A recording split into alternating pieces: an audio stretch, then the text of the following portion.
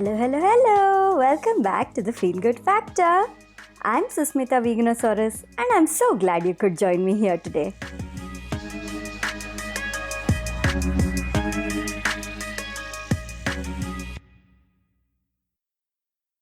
Hey, Feel Good Tribe! What's up? What's up? We're at episode number 30. Yay, yay, yay! You can't see me, but I'm doing a happy dance right now. For everyone who's been listening to the podcast, been featured on the podcast, been talking about the podcast with others, thank you so much for being on this journey with me and bringing the feel good factor so far. If you've never listened to the feel good factor before, this is a great episode that you've landed on because this episode is going to be a mashup of my favorite moments from all the episodes until now. Well, most of my favorite moments because I guess I can't fit all of them into one episode. It's a great way for you to get a feel for the feel good factor. So, listen on. Look at the pattern that keeps coming to you, because every single experience that you are hit with is teaching you a lesson. Maybe sometimes if somebody is maybe testing your patience, so it is teaching you that you are lacking patience.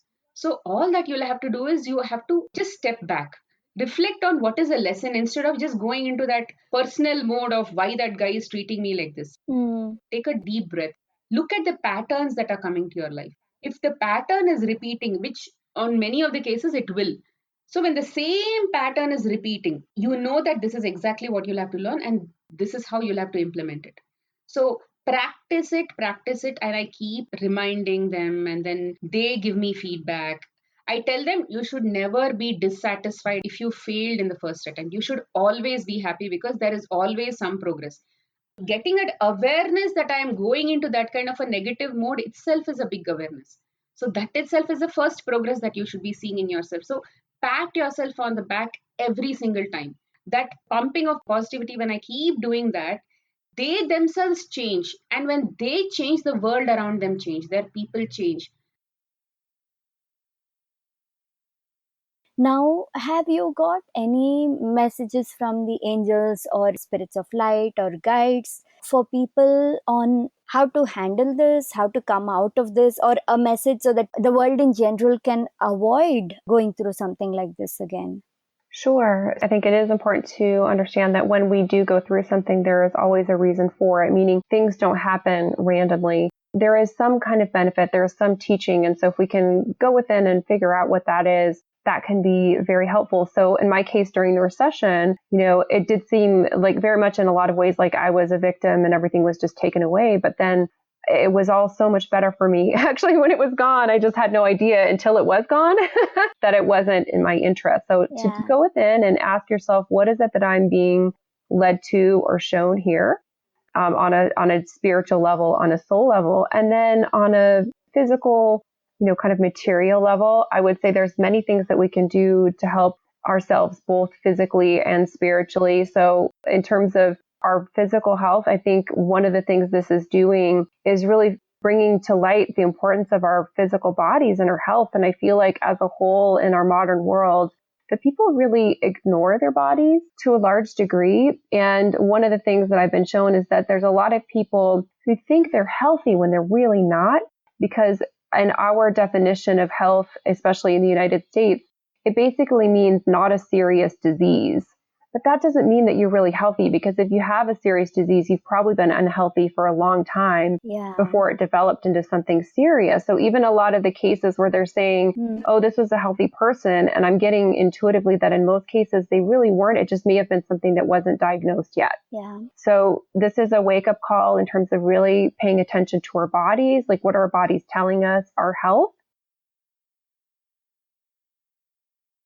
We need to really take care of our bodies. It's the only one that we have. And it's not just you're taking care of. When you do this, you're role modeling for other people, including your children, including your family members and your friends, to take better care of yourself.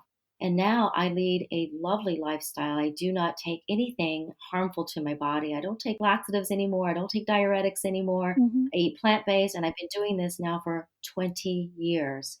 And yes, people are surprised when I say that I'm 57 because most people think that I'm about 40. Yeah, you And I look like wish you're I'd in your started this. 40s, Oh, thank you. Thank you. I thought like mid 40s at best, I did not think Yeah. more than that. Yeah. Well, the 20 years that I ravished my body are, they did catch up with me. And I'm sure that if I had adapted this lifestyle at a very younger age, I would look a lot younger than I am today. And Mm-hmm.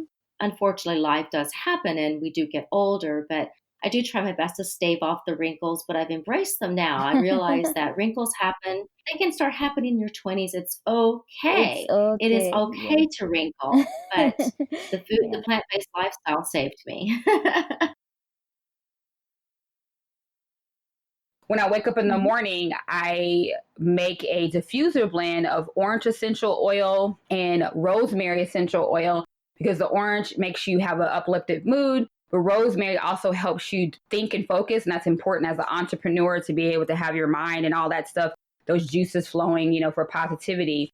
And then I change throughout the day. I have like geranium and patchouli, and I have like essential oil room sprays. And so Mm-hmm. it's like a whole party going on, like either in my room or in my office. It's like we don't know, my family says we know what time of day it is based on the essential oil scent. We're like, okay, you have rose essential oil, so you're probably going to work out, or you just came from the gym and you don't want to be smelling smelly, or it's orange and cedar wood, so you're about to do some serious work with some clients, or you have peppermint, so you're trying to keep your energy up and make your sure your Mm-hmm. stomach is calm. And we go to a pharmaceutical base. We don't really go to naturalness in the United States. We kind of like, oh, I have a problem and I'm going to use a pill, or I'm going to take this, or it smells weird, I'm going to take these chemicals and use that. But essential oils are like the best non-toxic way to help you with joy, and then just push away, all those things. There's so many things. I have like literally, I work with a lot of podcasters and entrepreneurs, and there's like conferences all over, and they'll literally be texting me like, I'm feeling this, or I'm feeling that. I have my oils. Which one? Tell me now. What do I need to use?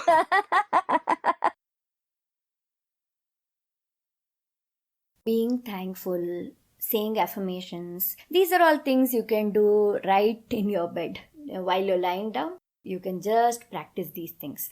Another thing you can do is, of course, sit up and meditate. Again, all you have to do is just sit up in your own bed and start meditating. So meditation is again a beautiful, positive, healing, centering, grounding practice to have in the morning. If you've never meditated before, it's easy to find guided meditation audios online. I really like the Insight Timer app. You can install it. There are thousands and thousands of teachers from around the world who have recorded various talks and guided meditations on it. There are also a lot of simple sounds, bells, music available on the app, so you can just listen to those also. A great way to start is with guided meditations. And over time, once you start doing guided meditations, once you are in tune with the energy of meditating, then you can get into the habit of meditating by focusing on just your breath, for example, and not really be dependent on an app or any other external factor for it. And have you seen when you do it in the evenings, have you seen you get a better sleep or anything? Yeah, it does because it's an activity which is so connected to yourself. Like you are involved, you are aware something is happening within you. Like your mind is also involved, your senses are involved. So it kind of distracts you from other things. Okay, so it definitely helps. it's not exactly the direct effect of the oil pulling, but more because it's so meditative when you're doing it. That's what makes you relax and sleep. That makes so much sense. It could be the benefit of oil pulling in itself also, but then this also helps. Like it makes you connect to yourself. I think that really ties it back into everything you normally talk about, like doing a practice versus doing it with feeling, with mindfulness, with consciousness. When you do it with all those involved, the benefits are like triple, 4 times, 10 times more, right? When you're involved, when you're doing the activity. So I think that was also one of the main reasons, I wanted to throw a divorce party, was first of all to say thank you to my friends. And another thing was that since, they literally lived through those bad times with me, I just feel like so much of that trauma was also translated to a few of them, who were constantly listening to me talk about it and, just be involved in the process, etc., etc. I felt like it was like a good way for all of us to just kind of like blow off some steam and just let it out of us. So one of the things we did, just wrote out any negative feeling we had and tore it up, put it, it was seed paper.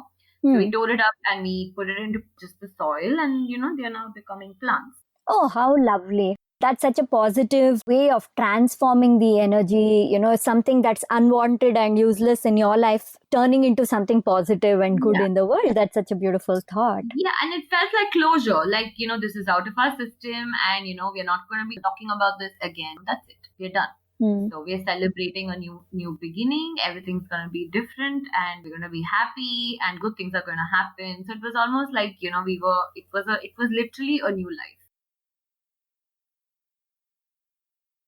Fortunately, the team is awesome and they manage things very well by themselves. So I took advantage of that. And I would be very minimally available to them on calls if required, but most of the time I'd be taking off. When I say take off, a proper taking off. And that also had to be a habit that I had to develop. Initially, when I started staying home, I would still do a lot of working from home. I would go check social media, try to answer posts, try to come up with other ideas. But then I realized that if I took time off and spent time in silence and doing things not related to my work, my brain had time to rest and reset. My heart had time to rest and reset. And I realized I started coming up with a lot of better, newer, more wonderful, refreshing ideas. And I started feeling a lot more energetic and enthusiastic, and I started to love my job once again. And the best part is, as I became more happy, I could see clearly that energy infusing out into my business. My team became more happy. And not just that, the business improved too. Granted, there are plenty of things that require precision and expertise.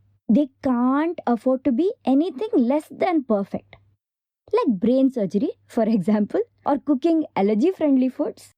But there are way too many things to which we tend to give far too much importance. Things that can be delegated to people with lesser experience. Things that can afford mistakes. Say your junior designer didn't have the eye or the knowledge to use the right complementing colors or to use less than 2 varieties of fonts in that poster he's designing for you for one temporary event. It's okay. It's not brain surgery. Nobody is going to die. Or just say your roommate or spouse or kid or housekeeper didn't arrange or organize or clean things a specific way that you like in some part of your house. How does it matter? It's okay. It's not brain surgery. No one's going to die. In every small situation, if we keep trying to control things and if we keep saying nobody can do it the way that I want it, so therefore it won't be perfect work, let me do it myself, then how much burden are you going to put onto yourself? How much of precious time of yours are you going to lose just to make sure that everything gets done just right? Yeah, in the first days of this lockdown, there were some people in a little city near Naples who spontaneously started to sing on the balcony one day. Someone filmed that moment and posted it on social medias. So from that moment, some people decide to follow that joyful example to try to contrast the negativity of this, the sadness of this moment. And so day by day, all over Italy, people started to take an appointment at 6 p.m. every day to go outside on the balconies and to sing all together. And there is a song here in Naples that has become the symbol of this moment. And it's a song by a Napolitan singer, and the song is titled Abbraccio. It's in English, it's Hug Me. This is to remember the importance of a hug, and the hug is the thing that people miss more in this period, in these days. And so this song with others. And I could hear the universe asking me loudly, being melodramatic much? And then I just burst out laughing. I was laughing at myself and how I was blowing things up simply because I was taking myself and the situation way too seriously and giving it a lot more power than it deserved. And then I laughed a lot and I immediately felt better. When you are open to seeing the funny, humorous side of things, there is universal support, and you will, when you look for it, you will find something to laugh about in almost any day-to-day situation. So Ayurveda also mentions the energy is something that's so palpable around you. So we are made up of koshas. Kosha is actually the energy. We have all these circles of energy around us. These 5 koshas is something that we cannot see, but it is palpable. You can feel it. It is like a sheath. If someone has watched Lucy, it's a movie where she explains very well that we are all made up of energy. We are all forms of energy. Ayurveda has already mentioned this. So Annamaya Kosha is the physical body which is sustained with the food and water. And Pranamaya Kosha is that sheath which is sustained by the life energy. It's the air that we breathe. And then we have something called Vijnanamaya Kosha, which is also something related to our energy fields, about the kind of work we do. And Manomaya Kosha is the psychic, the power of the mind. And Anandamaya is the spiritual kosha. We need all of these in order to be healthy. It's not just the food. It's not just the good food. It's also about the happiness. It's about the good deeds that we need to do. We need to exercise the empathy, the kindness, and the compassion. So, scientifically speaking, by doing this, there is something called IgA. It's the immunoglobulin A that is produced in the body, which actually, it's a de-stressor. It makes you feel good. It's a feel-good hormone. So there are so many of these feel-good hormones that are generated if you do good work, if you're very happy. About an 8-kilometer road. We were doing about a couple of kilometers an hour because there was a lot of snow as we started going further, and we started sinking in the snow at some point. We were wearing like t-shirt and jeans and chappals. We were not prepared for this experience at all. You're wearing chappals in the snow. Oh god. We'd just gone as tourists, so it's not like we were prepared for hike, but we got there and we thought that we want to do it. So we said, let's push it. And we sort of kept going further, and about I think 3.5-4 hours later, I remember it was me, Dipti, and like a big gigantic furry dog with us on the top. I think since you asked how it started, this has to be one moment that turned the direction of my life in February of 2009. Not that I decided that I wanted to climb mountains on the top of that mountain, but I think that feeling of being truly alive, of being truly peaceful, of being truly happy, in that very moment, I was able to experience that while I was standing or I was sitting on top of that mountain. And I'm like, man, this is insane. I have to feel like this for the rest of my life. If this is what I'm feeling right now, why can't I feel like this all the time? It would be so awesome. You know what? And I hate to be contrary, but it's really just hard work. It's getting up every single day and working harder than anybody else. I mean, I became a chef when I was 31 years old. Way late for most people in the game. Most people become chefs straight out of high school and start working in their early 20s. And so I was coming in 10 years behind everybody else. But I knew with my work ethic that I could outwork anybody. I knew that I could outlearn anybody. And I knew that with my determination, I was going to be able to get where I wanted to go in a small amount of time. And so that's really what it is that if you have a dream, no matter what the dream is, you can achieve it, no problem. But you have to be willing to sacrifice and work harder than anybody else. So I have just extreme empathy and compassion for others. So through the writing, I've been able to put myself in their shoes and really feel how they felt along their journey. And it has just been a pleasure. It has just been a complete joy. Every single day that I have a chance to work on my writing, I feel good. I can hear it in your voice. Just when you speak about it, even that shows, the way you speak about it, that shows how much love you have for this. Yes. So even if I'm having a bad day, like if something bad happened, I'm like, okay, I've got to turn it around. I've got to go work on my writing. And Wow. as soon as I go back to my writing, I feel good. And I think it's because I get to do what I love to write. I get to access my imagination and creativity, but I know that this is for a bigger purpose. This is really to help women all around the world, to educate them, to empower them, and to inspire them. I really want this book to empower women. That's, again, what I'm all about, female empowerment, and to unify us, to bring us together. Once you stop caring about these rules and regulations and these opinions of others, once you don't let them control you or bother you or change the way you live your life, you can allow your true, authentic self to shine out into the world and bring your unique light and joy out into the world. Truly, who are you?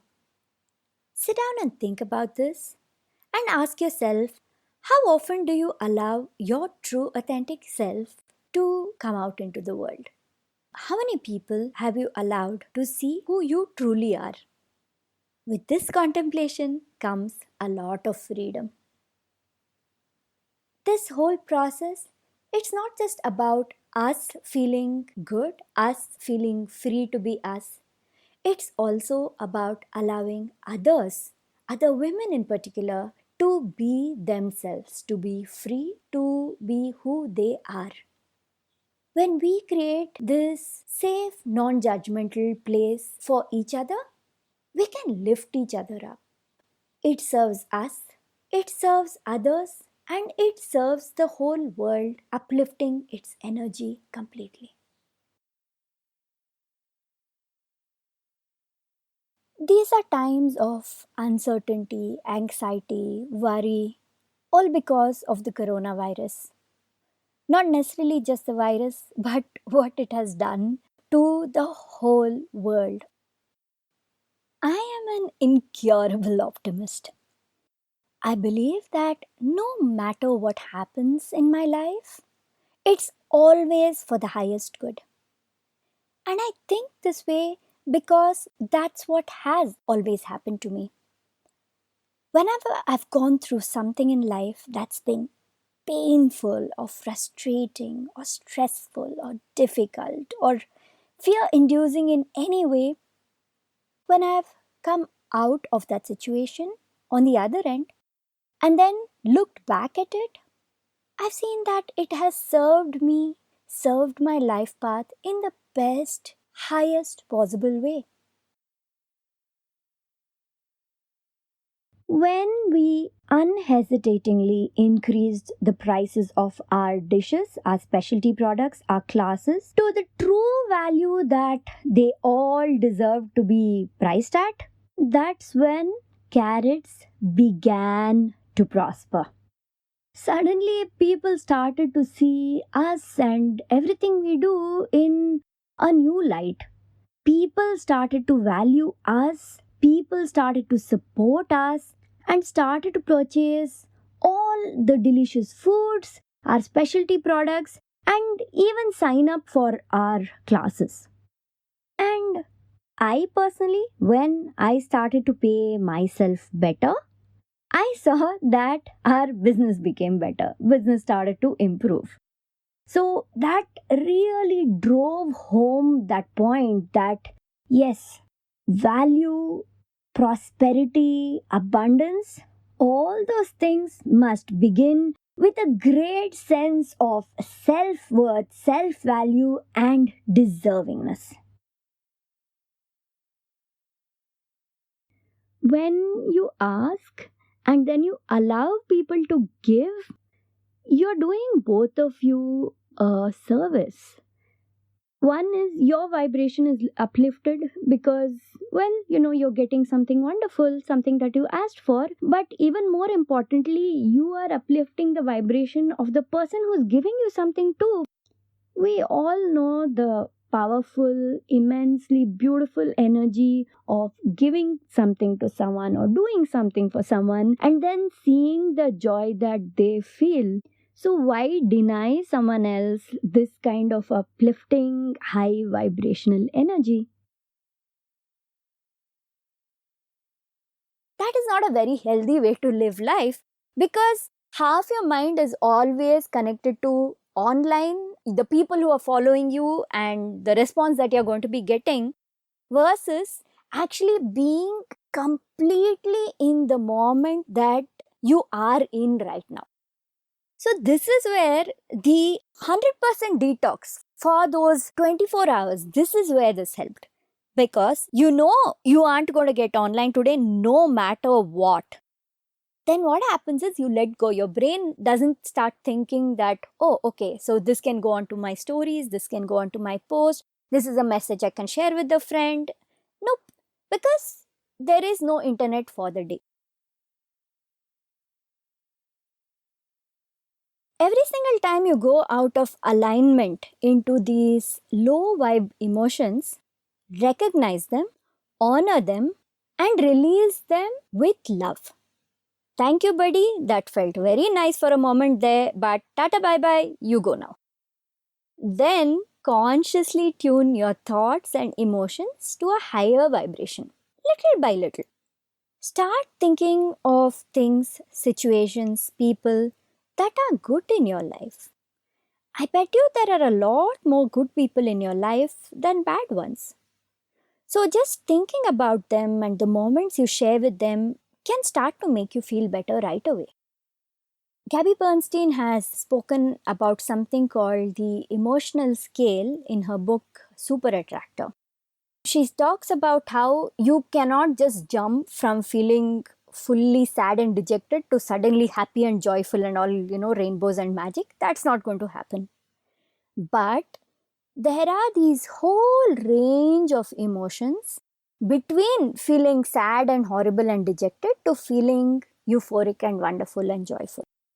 So she suggests whatever point of the emotional scale you're on, all you have to do is just focus on reaching for the next higher emotion on the scale. That's it. Yeah, I agree. And I just want to end with my thoughts on the fact that, Samyukta, I thought that was a great metaphor of saying that we're different fruits. And if we're in a position to really know what fruit we are in absolute detail and just be that fruit, then what inevitably happens is, like, suppose you're an orange, Sam, and, Susmita, you are a banana. What inevitably happens is that, Susmita is so busy being a banana when somebody comes to her and says, oh, I could do with something tart, then, Susmita says that, maybe the banana is not the best fit. You should try this orange. Yeah. And there is no lack of it because people who need a banana will always be there and people who want oranges will always be there. And if you can internalize that, that's it. And it's so nice, the power of collaboration. You come together and just make amazing smoothies, with all the different fruit. Banana orange smoothie will be quite yummy. True. And there'll be people for that too, right? That mix. Yep. Yeah. So there you go. Yeah, exactly. So I'm always of this thing that let's create another goal and let's go on this journey again.